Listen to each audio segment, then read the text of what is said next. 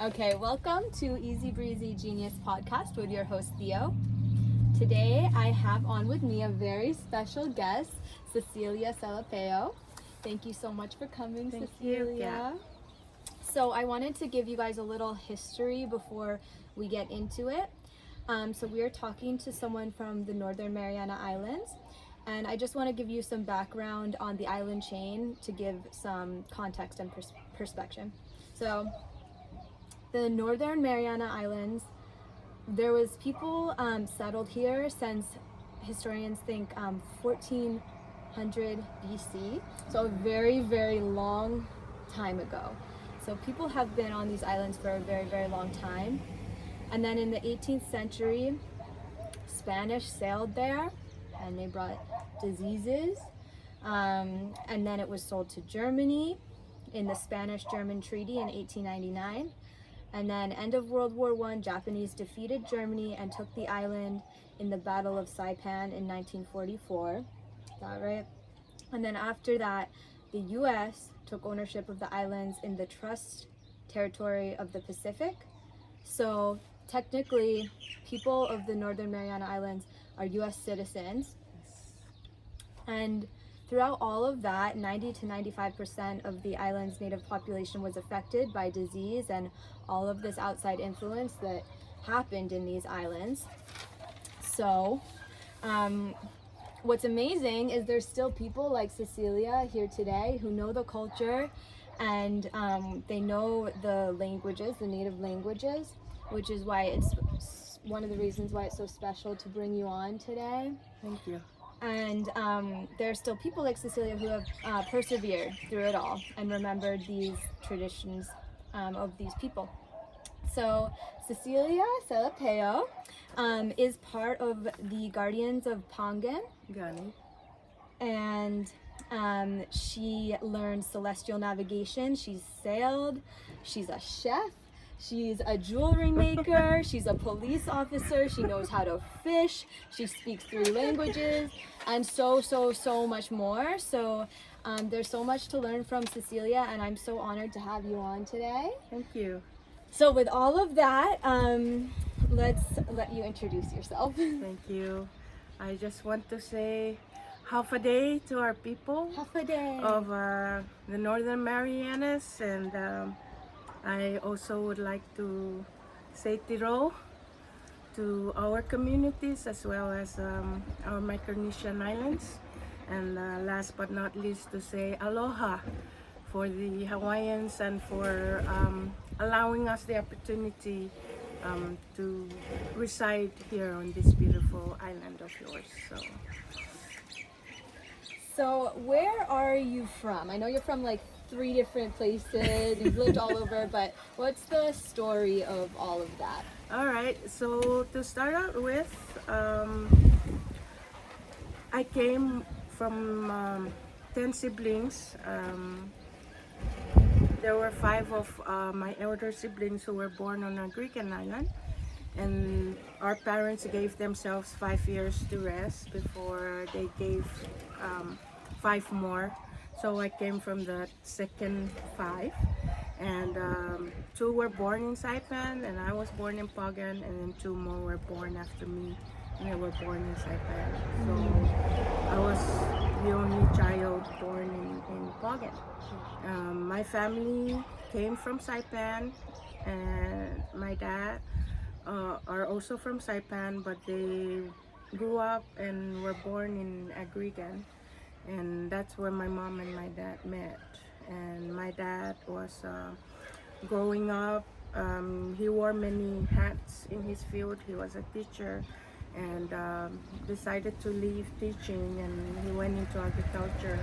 And while he was here in Hawaii, going through training, he didn't know that he was going to go back to Saipan and be appointed as one of the leaders for Northern Island. So he was assigned to Pagan as the district representative Wow. of Pagan. So her father was a really significant person in Pagan, Yes. which is this tiny island. Saipan is the biggest, the most populated of Yes. that island chain. Right, right. And then, did you also grow up in Guam, which is under a different political system than the Northern In the Mariana Northern Islands? Island, I never did grow up in Not in Guam, Guam. but my grandmother was born in Guam, Okay. Okay. and I basically just grew up in Saipan. Wow. And then, what languages do you speak? I speak Chamorro, that's coming from my father's side, and I also speak Rafalawash, and that's also from my mother's side. But my father carries also the Rafalawash side, so that's how we learn to speak those languages. Growing up in Saipan and going to school, we have to speak English, and that's how we all grew up in the Mariana Islands, speaking three languages for those that do have the Rafalawash and the Chamorro in them. Wow. So at Yes. home you were speaking, how do you say it? Rafalawash. Rafalawash. And you're speaking Chamorro. Okay. Yes. And then If you went I'm to with school. the Rafalawash people, then we speak the Rafalawash language. Okay. If we are with the Chamorro people, then we speak the Chamorro language. And with the Americans, then we speak the English. Okay. And is the Rafalawash from Saipan? The Rafalawash actually came to the Northern Mariana Islands from the Caroline Islands Okay. in different places actually. And then from there, they remained in the Northern Islands and established residency from there.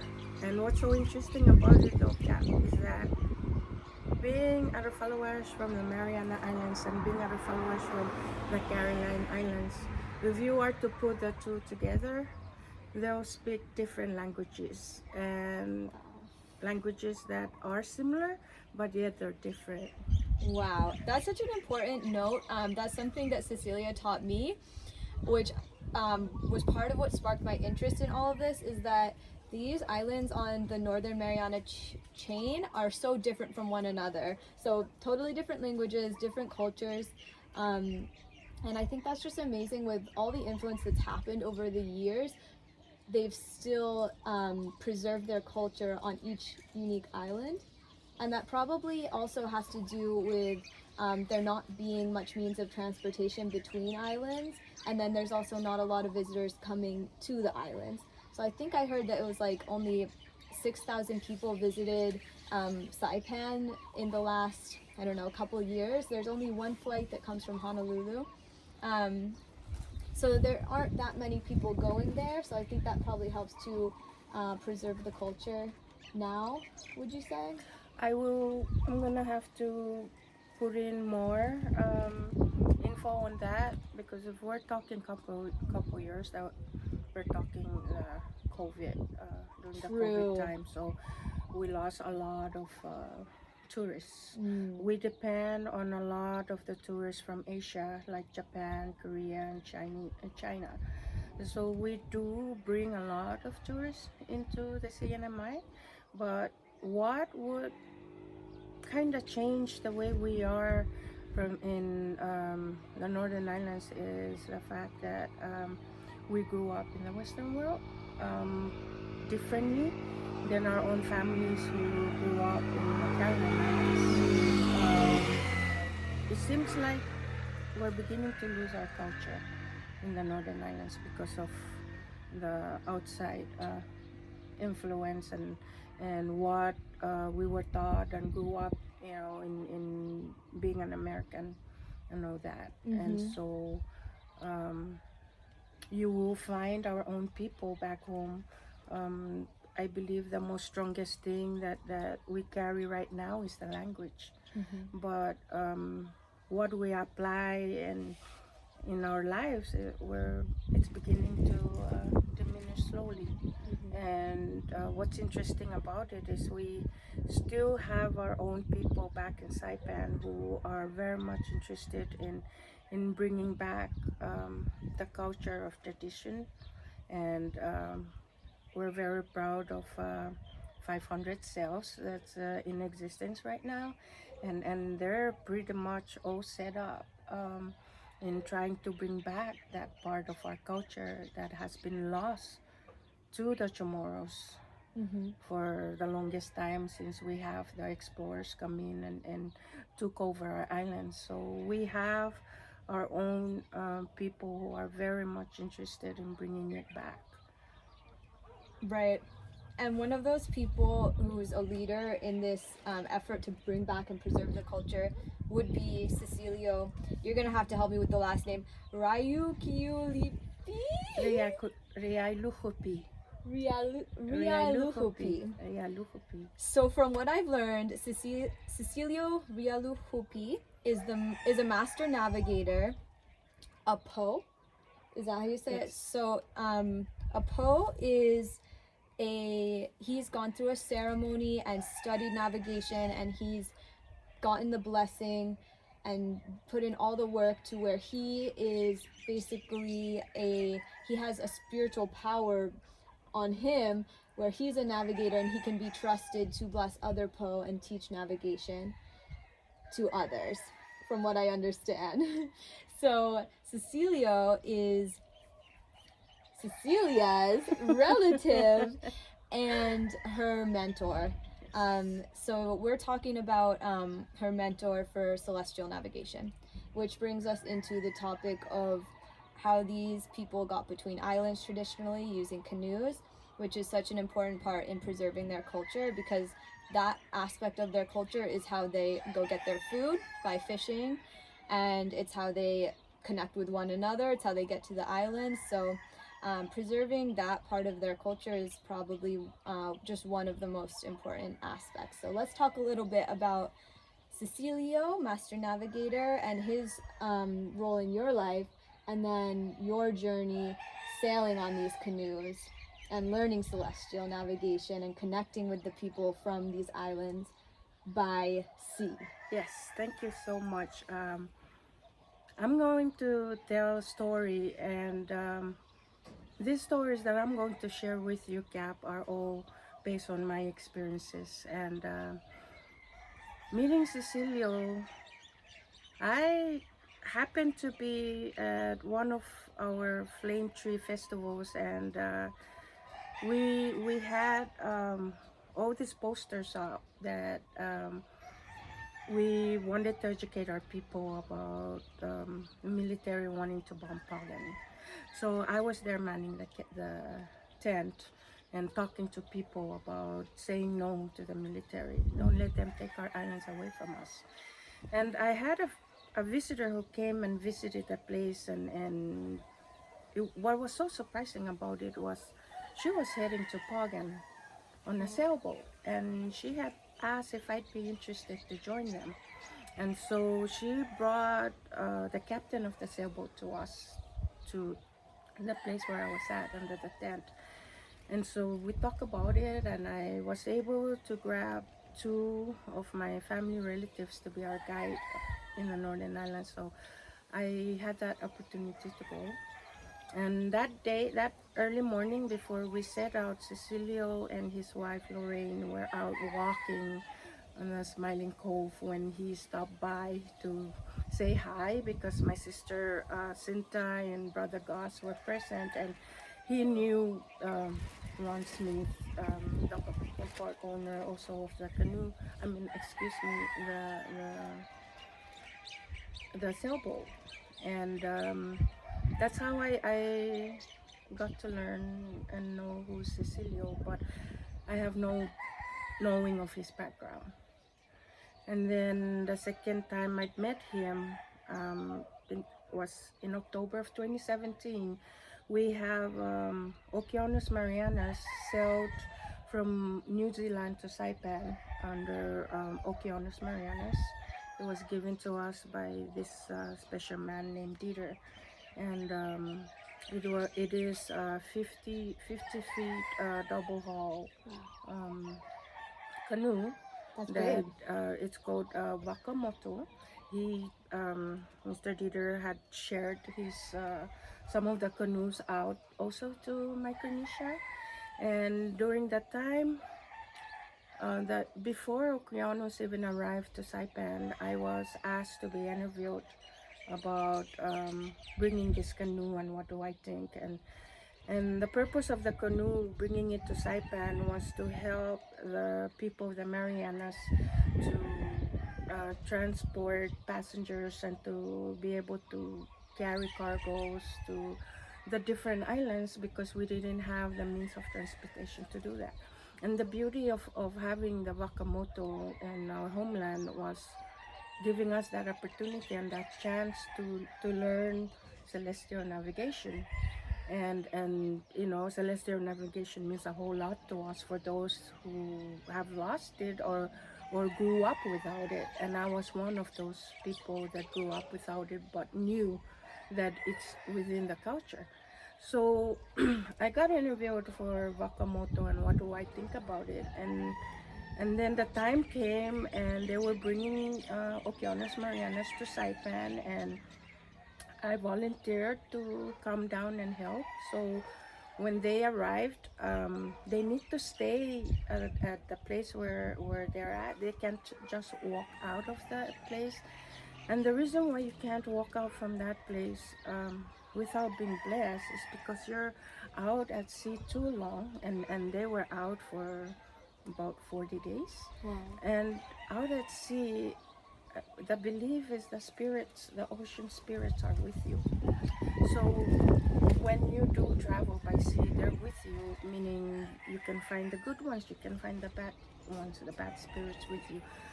So these voyagers, they need to stay put in just one area until they get blessing, until they're being released. And when that happens, then they can go and visit relatives or go back home.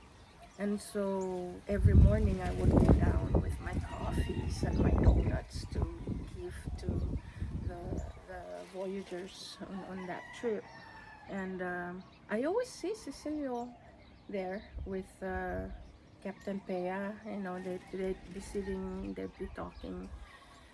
And I never knew that one day he'll call me and ask me if I'd be interested to join them to go to Manyagaha Island to welcome the new year on Okeanos. So I got on, and we went to Manyagaha and welcomed the new year. And then after that, I start getting more calls from Cecilio, not knowing that Bea, the captain that brought the canoe, was leaving. And he left two of his crew, India and Steve, behind to teach the new crew. We do have three crews on that ship, on that canoe, that were from Saipan, but you cannot run a canoe with just the three. Right. You're gonna eventually need to get the crew. So that's how I got the invitation to become a crew member on the Okeanos. And then we have Emma and Pete Perez also, who are very much part of introducing the Okeanos to the CNMI. So they took care of the canoe in the beginning until the time came when eventually the management had to change, and it was Cecilio who was the captain, and Cecilio took over. In coming back, we've been training, having these trainings going from island to island north of Saipan. Like this weekend we'll go to Anatahan, and the following week we'll go to Sariguan. This was like voyage run, voyage test, so that we can go to Pagan and go to Agrican and maybe go to the end of the chain of the islands that were up there. So Dieter during that time had asked Cecilio, Mr. Scap, you know, our crew, they're kind of feeling down with oh, this is going on. What do you think we should do? And Captain Cecilio said, I think the best thing we can do for them is bring them to Sakawan. And you know, it was shocking during those times because the Okeanos Foundation were ready to take the canoe away from us. Wow. And so our the rest of our crew, kind of went back to their own main jobs. And because I had retired, I was left to want to take care of the canoe, which I did. I went ahead and took care of the canoe from the deck down to the galley to the bathroom down to the 12 quarters, those beds that we have in there. And I bring in volunteers to help me. When I got the news that get ready, Seal, this is coming from Captain Cecilia, and said, get ready, we're going to Satawal. I was like, oh my goodness, that is so exciting. And one of the reasons why I decided to stay on board when everybody decided to part was the belief that when we started journeying on this canoe, our ancestor spirits start coming and coming and joining us on that canoe. So it was kind of hard for me to just say, okay, I'm going, I'm gonna go home. No, it's that pull. There's always that pull to want you to get back and be on that canoe and be with the spirits of our ancestors. So that's what I did. I stayed back. I did a lot of work with the volunteers that I called in to come help me until that day that I received that news from Captain Cecilio about going to Satawal. And then everything, the action started happening. I started seeing, our crews coming back and bringing a lot of cargoes that we will carry to bring down to Satawal. And so I would say that would be the beginning of my journey into the world of my ancestors and get to see how they are on those islands. Is very different from the way I grew up in Saipan. It was totally different, and it's very interesting and to always think back about it, how they can survive on those atolls and couple islands. And the main thing of their survival is really the taros, the bananas, the coconuts, and the fish, and and the lack of the not the lack but the transportation that they have is their canoe, and that's what carries them out into the open ocean for them to go and catch all these fish for their family. So on that journey alone, I got to witness Captain Cecilio receiving his paw. So he's no longer a captain, but in my eyes, but he is now master navigator Cecilio, and learning about him, how he grew up with all this knowledge of navigating, and how he is beginning, or not beginning, but he's been out there teaching people who are interested in navigating. And with just these trips alone and with my experiences with Master Navigator Cecilio, I've come to learn quite a lot of things about sailing alone and just being a voyager. It was something that I've always been wanting to have. We have a voyage that took place in 2000 to Saipan from the Caroline Islands, and Papa Mao was on that voyage, and we were so excited, but we're the kind who at the same time we're shy to get near them because we don't know what we will encounter, especially with the traditions. I mean, we do know that they cannot leave the boot once they get in there, and so we just want to stand there and look and feel that pride and that happiness. Oh my God, our own people, they sailed here from the Caroline Islands. That's great, but we never went close to them. We never get close to the crew. But I guess the closest I would get to those crew was way after that voyage, when Papa Mao came to our house to visit our family. That was like an awesome adventure, and a feeling to know that, oh my God, voyagers, the Maupi Ailuk is here at our house. And here I am now having a mentor Master Navigator Cecilia, who is a branch also of Maupiayu, as my mentor. Wow. Um, So the journey to Satawal was a notable journey because Papa Mao is from Satawal. Is that yes, correct? yes. So when he decided what can uplift everyone's spirits right now, and he said, let's make the journey to Satawal, which was the home of his mentor And his home too, and his home yes, of the of Master Navigator Master Cecilia. Navigator Cecilio and Papa Mao, who is the one who brought back celestial navigation to the Hawaiian people, so that they could start sailing their traditional canoes. So that is amazing. So you were on that journey when you guys traveled back to Satawal. Yes.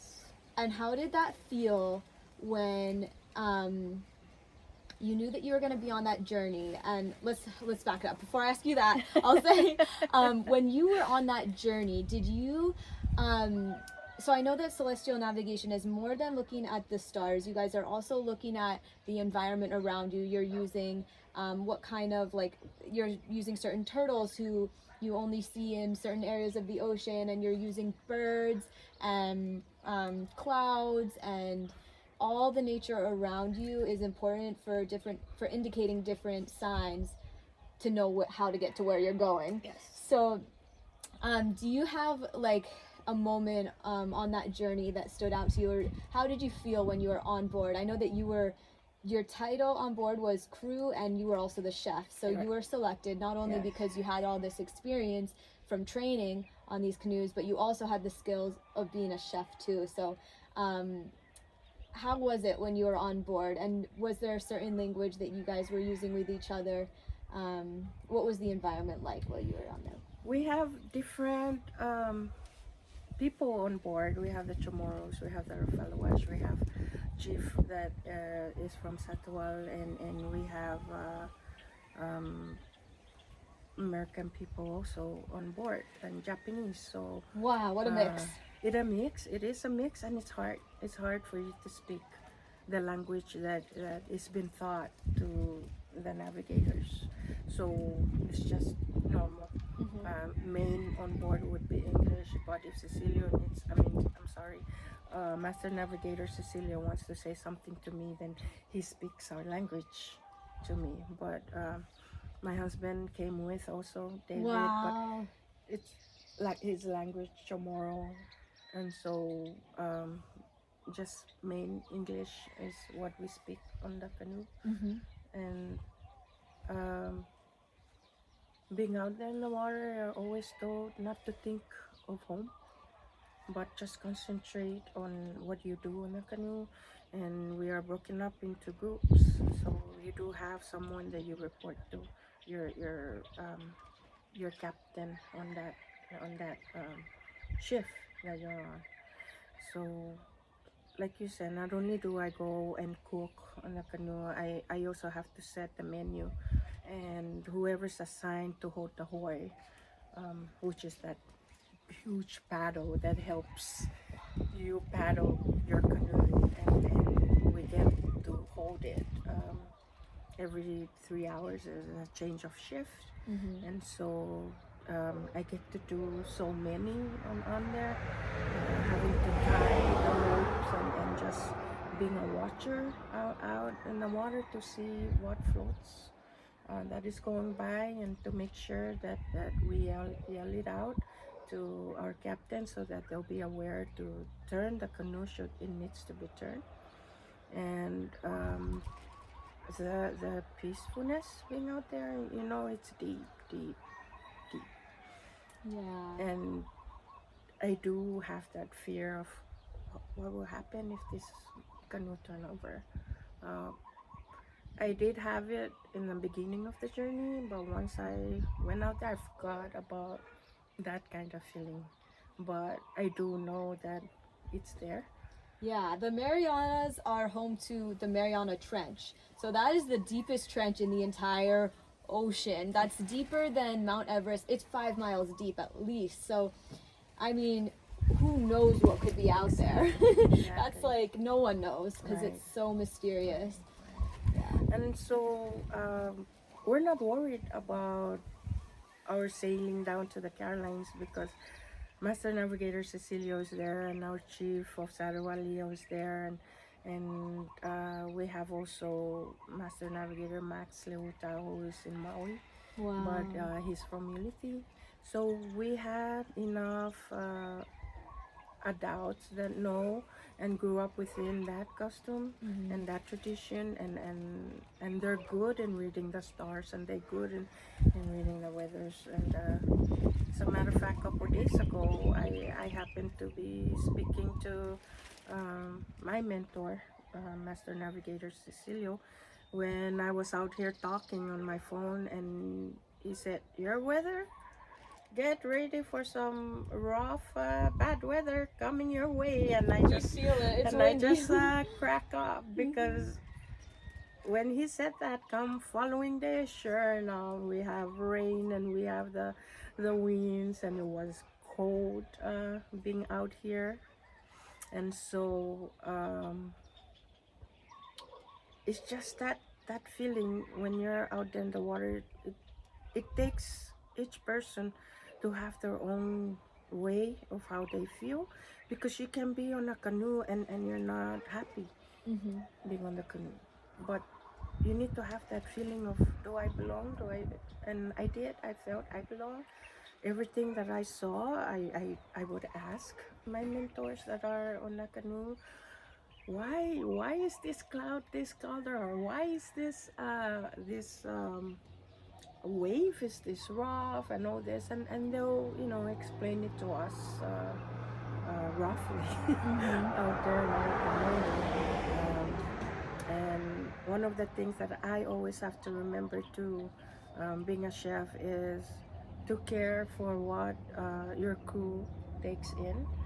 They can't be eating so much because you still need um, to reserve your energy, and you need to eat also so you can have your energy, and you cannot eat the way you normally eat while you're on land. Wow, that's a good point. And so many times when you're out there, especially we were about to have a bad weather heading to Satawan on that trip alone. So we were ready to change course and go to Ilato or anywhere that's closer to us, so that we can hide and get away from the storm if it does do decide to get and comes our way. But it never did, which I'm very happy that that happened.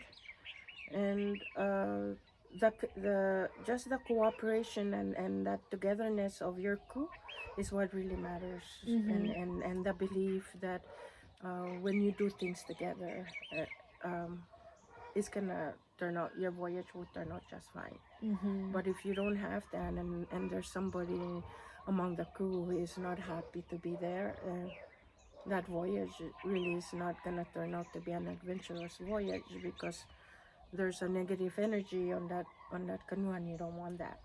And not only are we were happy to have our mentors on board, we have our spiritual guidance, our ancestors that were riding on that canoe with us too. So it really gave us that security feeling that it was okay. It was okay to go out there and sail.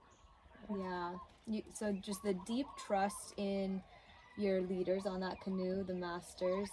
And I actually, like, on the sailing trip that I took, a couple students got off the trip because they just couldn't handle it. So I know it takes like a certain amount of toughness and determination to continue on, because sometimes it's really hard. So I think that's amazing. So when you guys got to Satawal, how did it feel moments before getting to the island, knowing that you were going to connect with these people and you had just done this amazing voyage? And how were you greeted by the people of Satawal once you got there? So before we got to Satawal, we stopped by in two islands also. One is called Gafurud, and the other one were islands that our navigators even to today need to stop in order for them to do their prayers and get their supplies ready for their long journey. And when we got to Satawal, there were three females on board, myself, Captain Tehani, and Captain Andrea. And Captain Tehani had to stay back on the canoe for anchor watch. So, um, and also Captain Andrea, they both had to stay back. So I was the only female that had to step down and go in on the second batch of voyagers that already got down and went inland.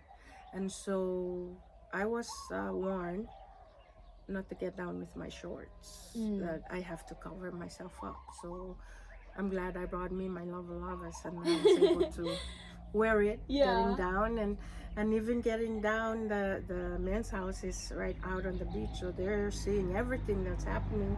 So when I got down from the boat that came and got us from the canoe, I had to bow down when I'm passing the men's house, because when I looked up, I thought I was gonna go and join the rest of the crew at the house, but it was a no. They were like pointing to the other side, you know, and I'm like, Wow. oh, where am I going? But finally, we had some women that came out from that oot. So there's a oot that belongs to the men, and there's a oot also that belongs to the women. And there are also rules that you need to follow if you are to enter these oots. So when I went to the women's oot, majority of the women from Satawal were there, and I was shocked to see all of them sitting and waiting on the visitors. So I came in and I set the row, and so they said, come here, and sit here on this side, and tell us about yourself. Wow. And so, you know, I sat there and I told them who I am. I told them, you know, I'm from Saipan, and I'm very honored and fortunate to step on this island, and I am very happy that you welcome me. And prior to going to Satawal, I was clueless about myself. Like, okay, so I know that Master Navigator Maupi Ailuk is from Satawal, and Master Navigator Cecilia is also from Satawal, and I'm related to these two, so I can also say I'm from Satawal. You know, it's that thought, and it was that feeling. And so after I introduced myself, they offered me food, and they gave me coconut juice to drink, and they gave me some taro and some fish to eat, and they said, when you're done eating, there's a lady waiting for you, and you're gonna go and change out of your clothes. So I did. I followed Lisa, and she took me to her house, and I had to, you know, change. I have to shower, change out of my outfit, and they gave me our traditional outfit called ter. And this is a skirt that it's actually almost like a lava that they wore. Majority of our people in the Carolines are topless women, so the top doesn't exist with them. They're beginning to adopt the covering of the top, but during those old days, no women, you know, you'd hardly see somebody with a shirt on. Everybody were all topless. But on that journey, I said, no, thank you. Not this time, maybe next time. Not me, thank you. That was funny. So one thing I learned in watching from you, Cecilia, and from watching Master Navigator Cecilio's interview was that traditionally, there's a girl's house and a boy's house, and the girls start, or men's house, women's house, the girls start in the men's house and they learn navigation and they learn all the things of the men's house, and the boys start in the women's house, and then when the women come of age and they start their menstrual cycle, they go to back to the women's house. And so the purpose of that is so that the women are basically the keepers of the knowledge of navigation, and the men are the ones who go out and see it through. So they go out to sea, and that's because if they end up getting lost at sea, the women are still there to spread that knowledge. So when you got to Satawal, is it still is that still the culture there where there's a men's house, a women's house, and they still function in that way? Yes, very much so. That's why I admire our families in Caroline, because it's their culture is still intact, very much so. Wow. And passing down the traditions of navigation is still there. It's still they still have that fire in them. It's almost it becomes like a must that you can't lose that tradition as part of you. Growing up since you were born, nobody's gonna know if you're a navigator or you're going to become a voyager, but it was meant for those parents in the Carolines to raise their children and give them their knowledge in sailing, in navigation, in voyaging. Oh, I believe for them to help themselves and allow themselves to grow, to be able to go out and fish for their families when they grow up. So not all, but that will become poor navigators. But I would say majority of the men out there do know how to sail, and they do know how to read the stars and the wind and the clouds. Wow. Yeah. So That's amazing. we have those who are determined and to have voyaging be their life, and there are those that want different things in their lives, which we understand in our terms nowadays. So the Western world is slowly occupying those islands. But I see that Satawal is not the only place that their families grew up learning to navigate. It's like most of the the islands in the Micronesians are doing that. Wow, that's amazing. So, just like you, most of them are coming from a long lineage of sailors and navigators and living off the land and knowing how to interact with the land in a symbiotic way, a way that's beneficial and instead of harmful, Right, right. which right. is so on the canoe, you told me that you're using coconut oil somehow to power the canoe, and I haven't figured out how that works yet. So how does that work?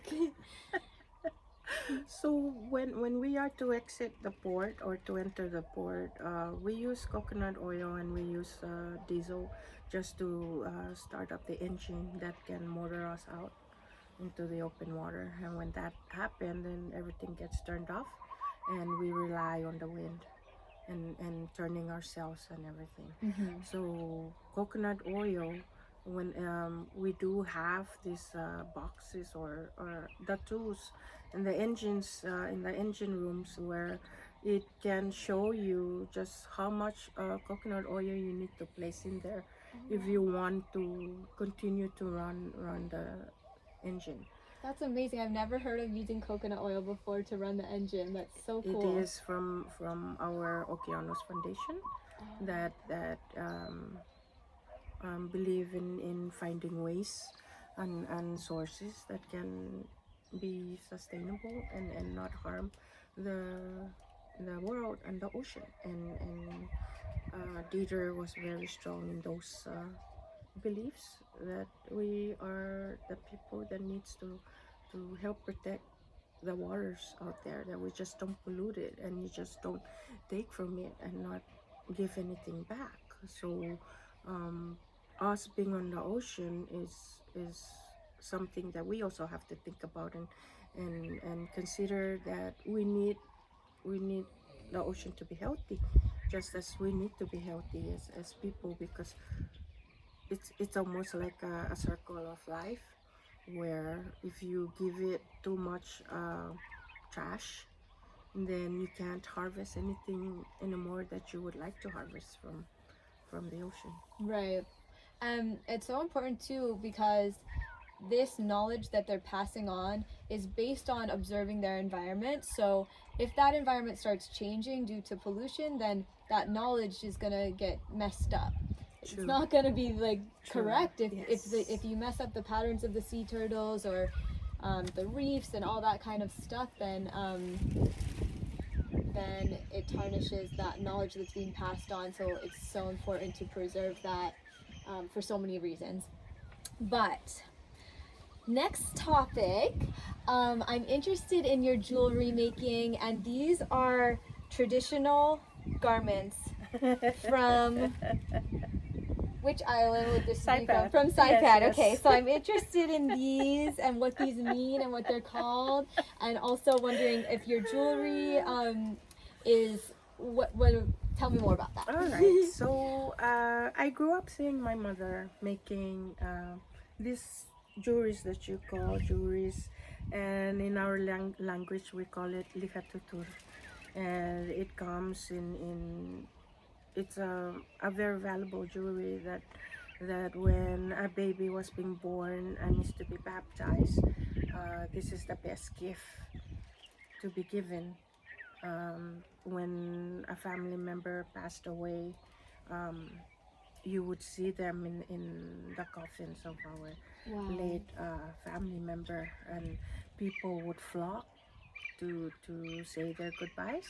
Well, you will see a lot of Tutur in there, and you will see a lot of muer also in there. So right now this is muer. We call this muer in Saipan. Okay. Yes.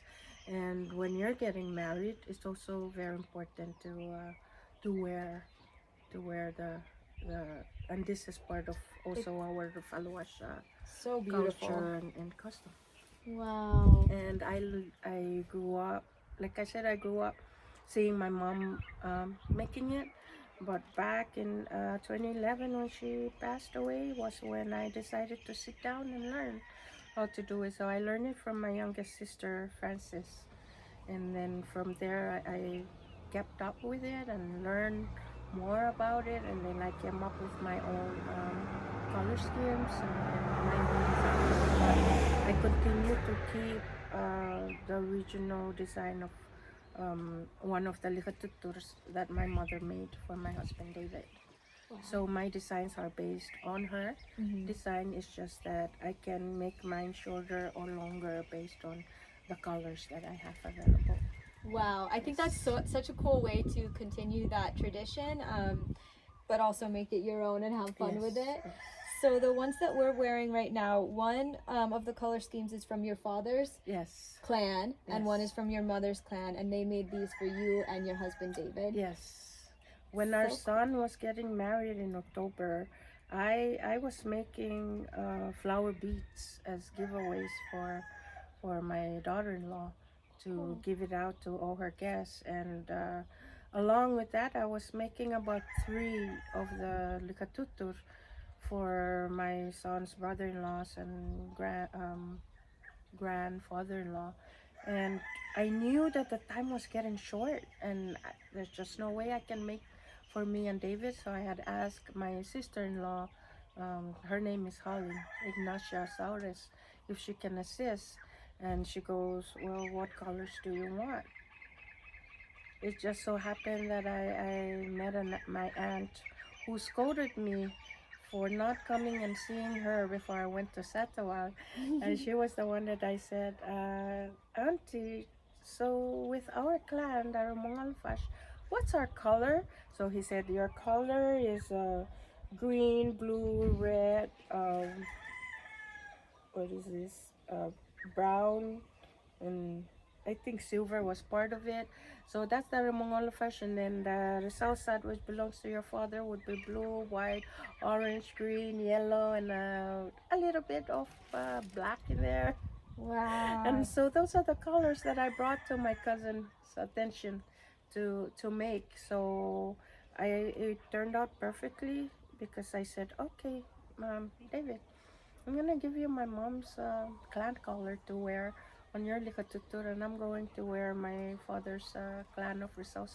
Wow. And so we are it's the colors are on us now. This is what we're using, the colors of our clans. That is so cool. So which islands, what island is your mother from and which island is your father from? It's quite challenging because if we are to look back in that history, uh, my mother is from Satawal, and my father's family are from this island called Ilato. But if you are to put everyone together, everyone are all a mixture of Yapis and Chukis. So it's really hard to point because we grew up not really knowing our background. Mm-hmm. So as I said, that everything that I'm sharing are all based on my experiences, and that's how through my experiences that I'm learning about my background and who I am, and yeah, I'm proud that I came from those places, and I'm proud also that I get the opportunity, get the chance to meet up with these awesome pole master navigators and learning it at a very late age. I'm not gonna stop. I'm gonna keep learning as much as I can, Mm-hmm. and I'll do it on my time. Mm-hmm. Hopefully, whatever knowledge I've learned, I'm interested in passing it down to the next generation who are interested. So I'm just there to gain knowledge. The hunger and the passion in me to learn all this is not for me. I want to learn it to pass it down to the next generation. Mm-hmm. Yeah, there's so few people with that knowledge now, so I think that's so important that you share it as much as you can. I think it's just amazing that you honor those cultural traditions. So I know that your brother is also an amazing musician, and music is an important part of your family's culture. And you mentioned that you guys have a tradition coming up that you do around our Christmas time where you sing for 2 weeks. Could you tell me more about that? That's what we call during the Christmas time. That's what we call. It's basically what's happening even now, the caroling. Okay, okay. Right. So we grew up in the world of musicians. Almost all my siblings are musicians, from the men to the women. The men are basically the artists of instruments, while the women carry the voice of the singing. So we have my family have this choir back in Saipan called All My Family Choir, Wow. and they're involved in singing at weddings, at funerals, and they have scheduled masses every Sundays for for them to come and sing.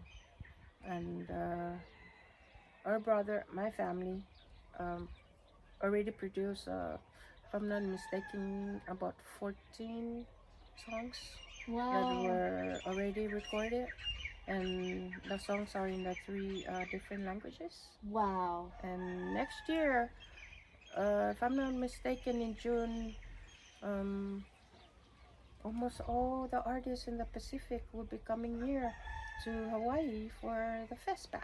We should go. We should go That'd be there. fun. Yeah, some of our artists from back home are coming also, Wow. and we will have some artists coming in from Guam. It's like the Pacific are all coming together. From Wow. Samoa to Tahiti to Vanuatu to, That is so cool. so they're coming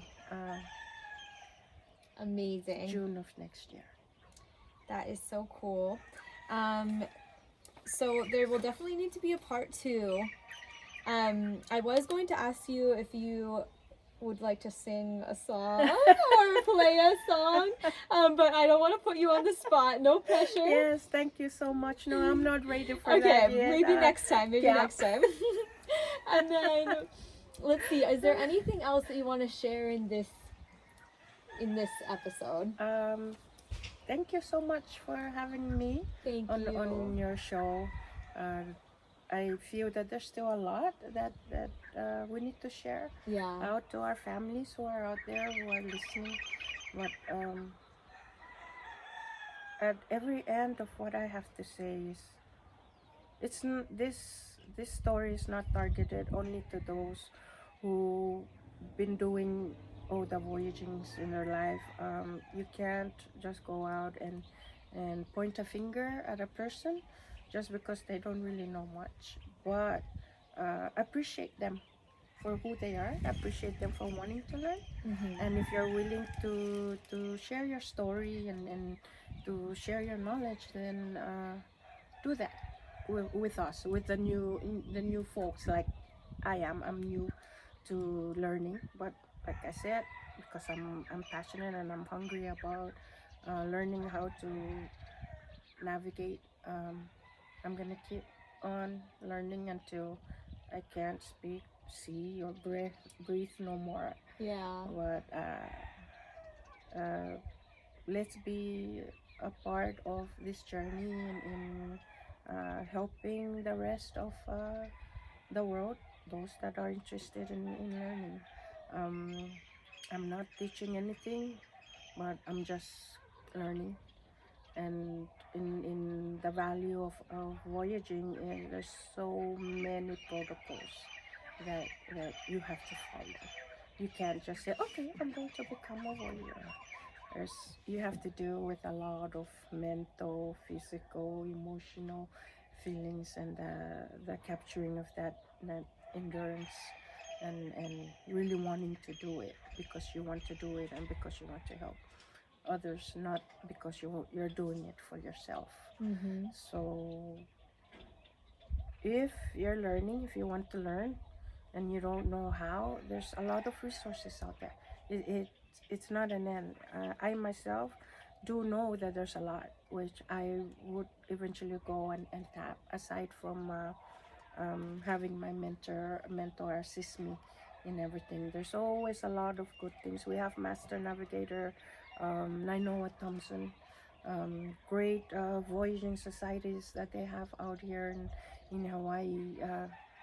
Get with them and learn as much as you can when you're interested, because I believe that if you are passionate about voyaging, this is going to be for you. But if not, I'm willing.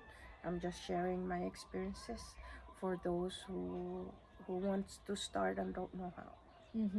I stumble so many times and in so many ways. I sometimes forget that everything that we do are all connected to being a very respectful person.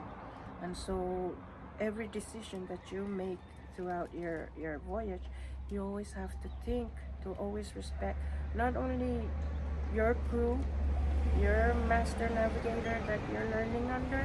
You also need to learn to accept and respect our spirit ancestors that are out there, because they're guiding you too. You don't know that they're there, but they're there. Right. I remember you saying you didn't choose to go on that journey. The Vaka chose you. So meaning the ocean chose you. Is that correct? Or It's just that feeling overall, because like I said, I went there to assist on the arrival of the crew that came on that walk, and I bring down their breakfast, their donuts and their coffee, and just watching that canoe when it was coming in, there was that poo. There was the poo already on that. It's like, oh my goodness. And so it had that poo, but at the same time my mind tells me, you're a girl. What are you gonna do on that canoe? No. And I'm like, but wait a minute, there are women on there. There are females. Yeah, but they're not females. You know what I mean? And certain culture and certain tradition, it's different. And so I didn't think I was gonna get on Wakamoto on the Okeanos. And Tony Piailuk, son of Master Navigator Mau Piailuk, he also became a Master Navigator, Tony. But before he had his pull, I approached him and I said, Tony, my goodness, I'm so interested in sailing, and I want to get on that canoe and I want to voyage out there, but I don't think I can make it. And he goes, why you say that? And I said, because we're females. and I'm just gonna stand on the shore and stare out there and long for it and want it. And so he said, well, why don't you just go and get on that canoe, and if you want to become a crew, then go and become a crew. Still, it's okay because you're in the family of navigation, and um, navigation started from women and didn't start from men. And I was like looking at Tony, I was like, oh my goodness, what is this? So that's what happened. He told me, he gave me that courage, and don't be afraid. Don't be afraid. Just if you want to do it, go and do it. I remember that feeling too. I actually felt the same way. I didn't, on my sailing experiences and even on continuing to work on a boat throughout my adulthood, I never really felt like I was choosing that. It was just kind of where I ended up. And I think that part that you said about just being a lifelong learner is so important. There's always more to learn, and there's like the world is so interesting. So I think when people just are sitting in their houses and they feel like there's nothing to do, there's so much to do. And being someone who goes out and learns from experiences can sometimes be the most valuable things you learn in life. So I just want to kind of echo what you were saying, where even if you have no experience in it, you can go try it out. You could go be a beginner on one of these canoes or a sailboat, and people are going to be willing to teach you. Even if you don't have a degree in it, you don't have a experience in it, you can just start as a beginner, and people are going to be willing to teach you, and then you're going to learn and pick it up and carry it out. And it's not just for men, it's for women too. I felt that way. I mean, right now, being a boat captain, there's way more men as boat captains than there are women. So I definitely, like, I was the only woman in my whole entire course. Everyone else, Wow. maybe 25 men, and then me. Wow. But we took the same course. I was learning the same material. We drive the same boat. So it really was eye-opening, because going into that, I did have that same feeling of like, oh, there's going to be more men, and this isn't really like a girl's job or a girl's thing. But once you actually just do it and push past that, you end up really coming into that identity and making it your own as a woman. Right. That's very true, because now that while you're talking, all this information start coming back to me, that when I was 6 years old, I had an aunt Julian, Uncle Pete, Little Lumar. They had this 12-foot boat, and they were going fishing. And it's like out of the blue, they go, Cecilia, let's go, follow us, we're gonna go fishing. I jumped and went with them. We went out there, and I'm sitting in that boat, and they did their fishing, and I felt calm. I was not in a hurry to go back home. And then we came in, and I overheard them saying, "Oh, she's not afraid of the water." And then I went on again with my business, going back and playing with my cousins and my siblings. That was the first try on a boat, and it didn't affect me. Mm-hmm. And then the second try was going up to Bagan in 2013 for the first time. It took about 18 hours to get up there, and it didn't affect me. Wow. We had some folks who got sick on there, but it didn't. No, I was fine, and we went on a trip, my husband and I, to Alaska on a Norwegian cruise. Oh, cool. With his two siblings, Lucy and Ben. But even at that, I was fine with that. Mm-hmm. And then I started my training on the Okeanos. I was fine with that, and then we started sailing, and again I said I was fine. There was nothing wrong, because that's the part where I say that's the calling. Yeah, It's the it was calling, meant for you. because Mm-hmm. it seems as if I belong. When you're up there, you know what to do. You do all these things. You look out for the stars. You look out for the weather patterns, the clouds, and everything. And you're fine again with that. And you're learning. You continue to learn as is. Yeah. Could you share on, since we're talking about the topic of women being the original celestial navigators, the ones with that knowledge, is there a story about the bird and Papa Mao that relates to this? Yes. Let me see. One moment, please. I, the bird is it was a sandpiper.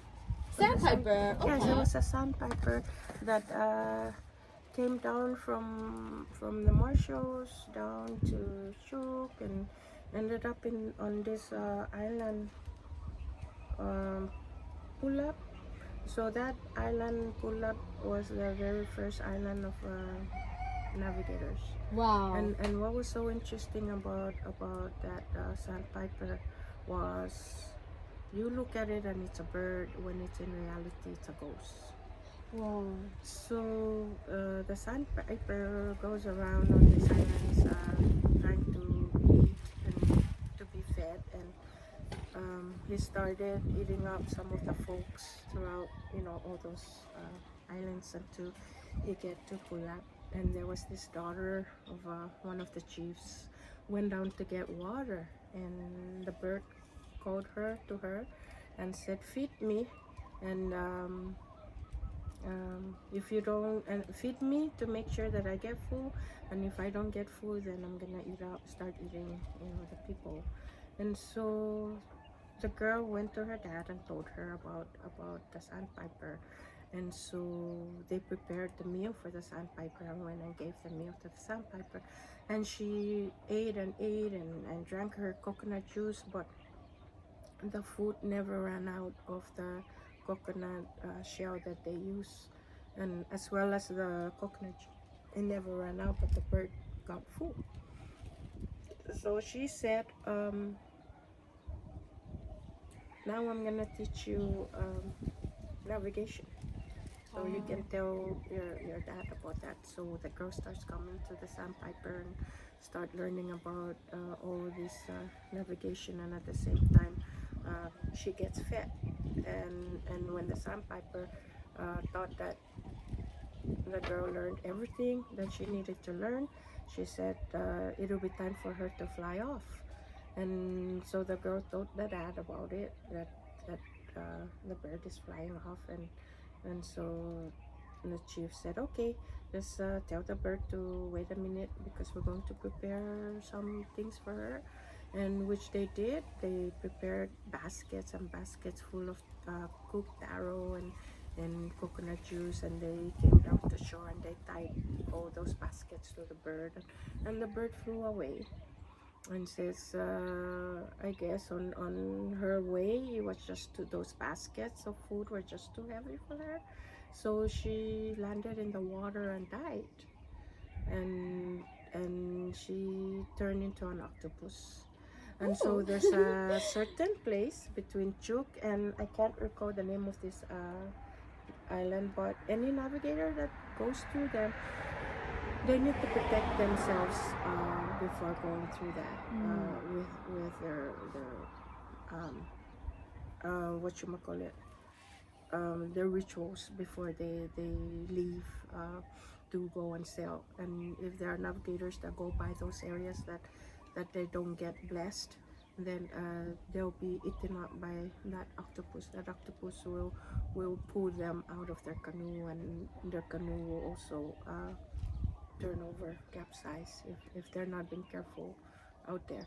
And so it's our story, legends that's been passed down to the children while they're also growing up to know the importance of navigation, that the women are the knowledge keepers, and they get to keep all the knowledge, and they'll start passing it down to the men, because the men are the ones responsible to go out to sea, to go and get food for their family.